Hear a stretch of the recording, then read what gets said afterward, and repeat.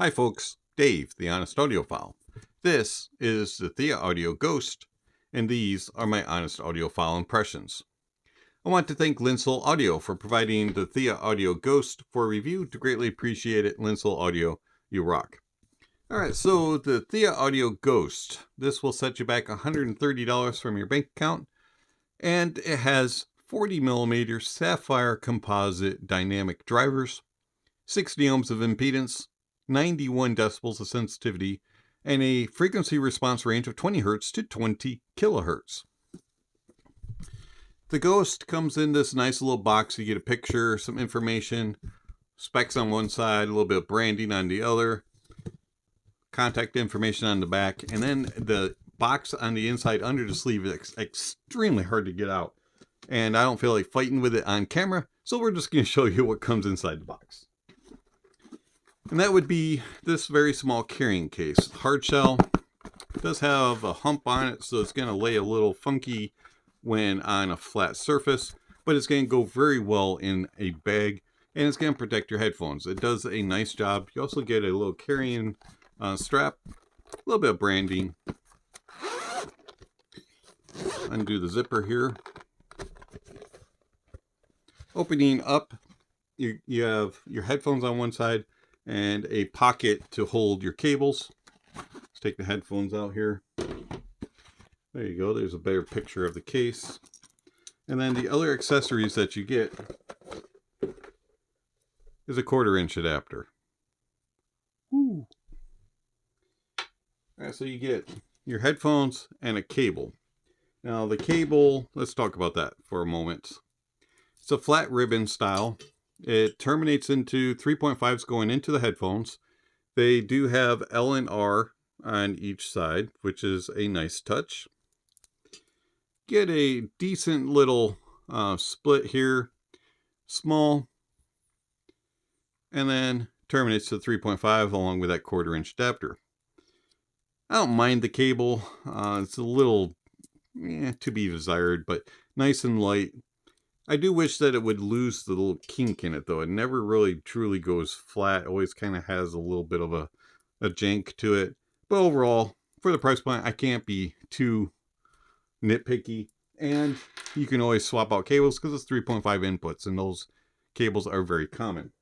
All right, headphones.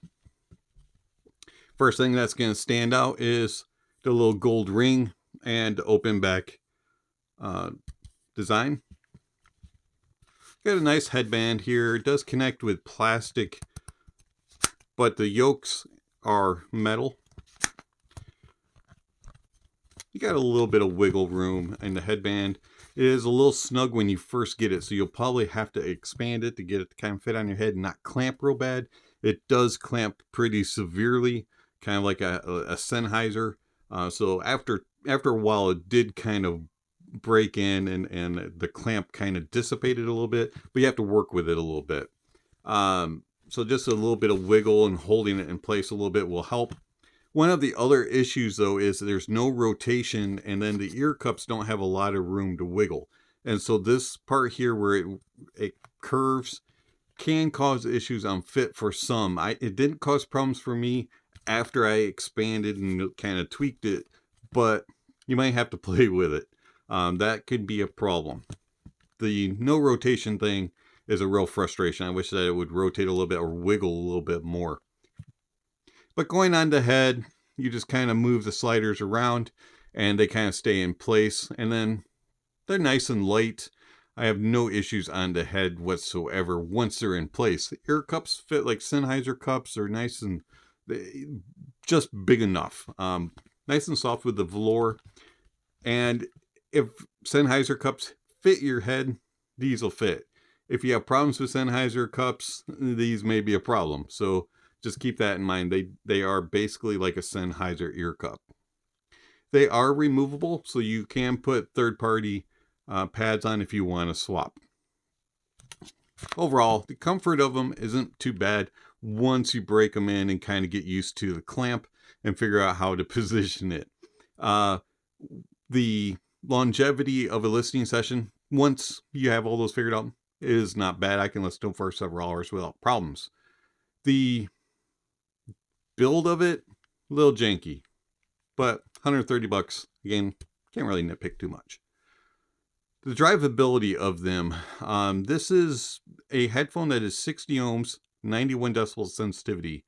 A lot of dongles will not drive this very well. If you can get them to be run on a more powerful dongle that is balanced, you may be able to drive these and get away with it. But these sound way better off a desktop. These are a desktop headphone, and you don't need a super powerful amplifier to push them, but something with decent power will make these sound a whole lot better. DAPs were okay as long as I use them on balanced. So keep that in mind. You do want to use an external amplifier, something with decent power to be able to push these. They are not really super source picky. I did find though that some sources that are a little bit on the more warm side, a little bit more lush sounding, will kind of bog these down a little bit, especially in the bass, and also will make them a little too warm up top and you'll lose some air. So you don't want something that's overly warm sounding with these. Before we get into the sonic impressions of the ThieAudio Ghost, I would like to thank my supporters through Patreon and YouTube memberships. Thank you very much for all that you provide with your finances and taking the sacrifices out of your daily and monthly funds to give to a channel. So thank you very much for your support. It is much appreciated. All funds that are provided to the channel do go back into the channel, whether it be to purchase gear to review or purchase gear to use to compare, or purchase gear to produce the videos, or music to listen to for the reviews, or to purchase coffee to consume while doing the reviews, things like that. So if you are interested in supporting the channel, please check out the links down below for Patreon and for YouTube memberships. Also, if you want to give a one-time gift, there is a ability to use Venmo and PayPal for those purposes. Also, while you're checking out those links, don't forget to give a thumbs up or a thumbs down to the video and hit that subscription link if you haven't already. Also, check out that notification bell. That way you'll know when the next video from the Honest Audiophile is uploaded. All right, so how do the ThieAudio Ghost sound? So the ThieAudio Ghost is a neutral-ish type of sound signature with a very interesting take on that. As I said, neutral-ish. So the bass of the Ghost is mid-bass focused. There's not really any sub-bass, and around 200 hertz, 150 hertz or so, going down to 20 hertz, there's a big slope, and it just kind of, veers off.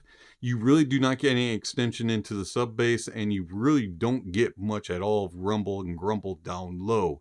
It does not have much sub bass whatsoever.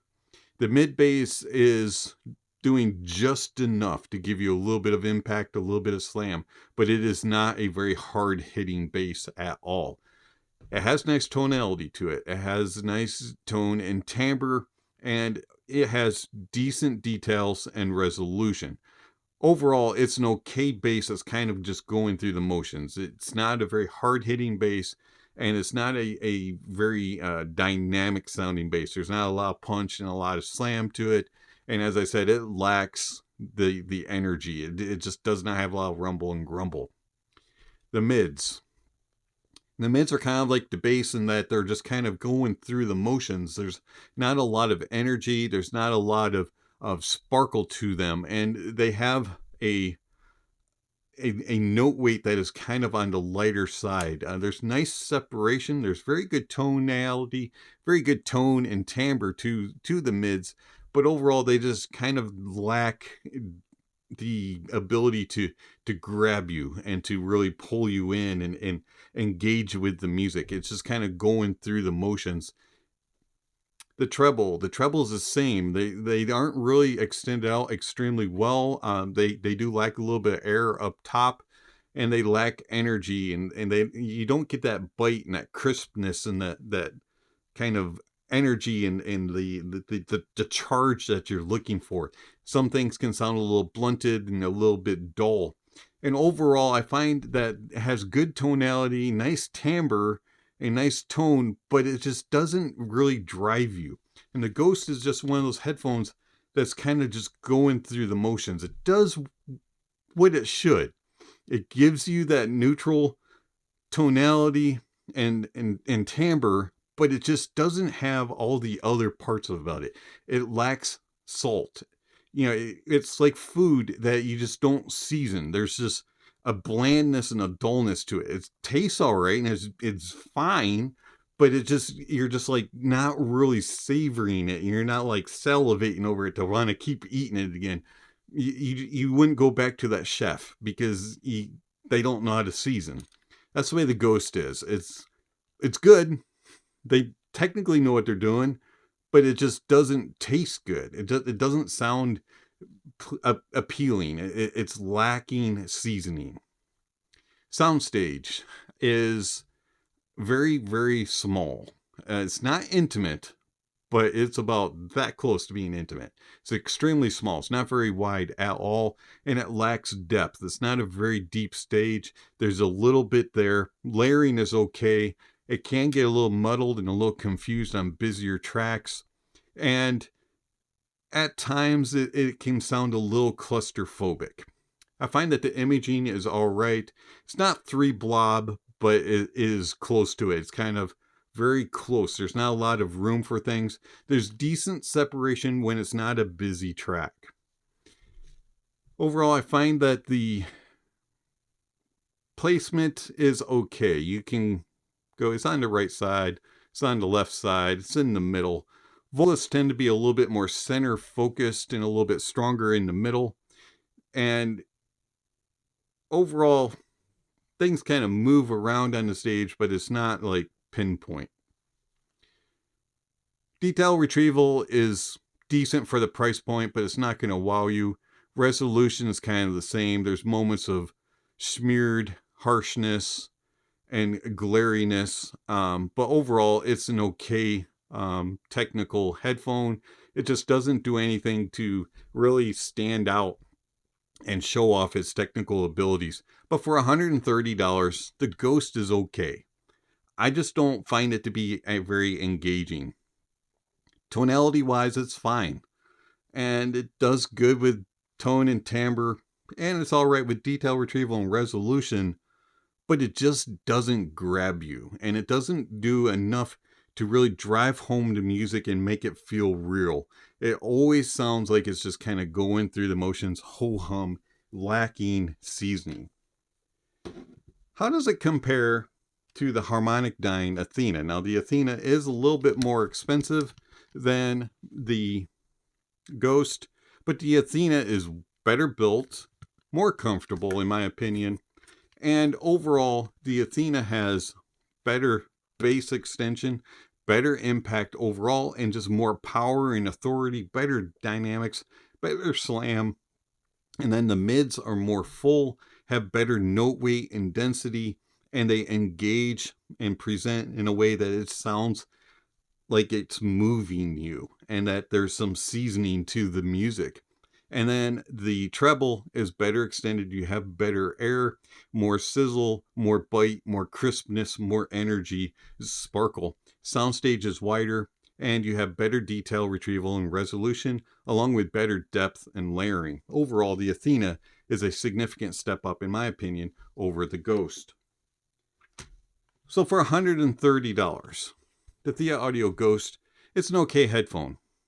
Doesn't do anything really special to set itself apart, but at this price point, there's not a whole lot of open back headphones that can tonally do what the ThieAudio Ghost does. So it's a decent headphone at that price point. It's not going to beat anything above it. It's not really going to beat anything around it, but it does what it needs to do, which is sound decent in its music. I just wish I had more energy and more engagement. It's been Dave, the Honest Audiophile. Thank you for watching, and I'll catch you on the next video. Speaking of next video, somewhere on the screen, subscription links, notification bells. If you haven't already, please check those off. Don't forget to give a thumbs up or a thumbs down to the video. Check out all those links down below. There's all kinds of information down there regarding how you can contact channel, follow channel, support the channel. All that kind of stuff is down below, along with gear rankings and gear recommendations, music recommendations, and all kinds of other things down below.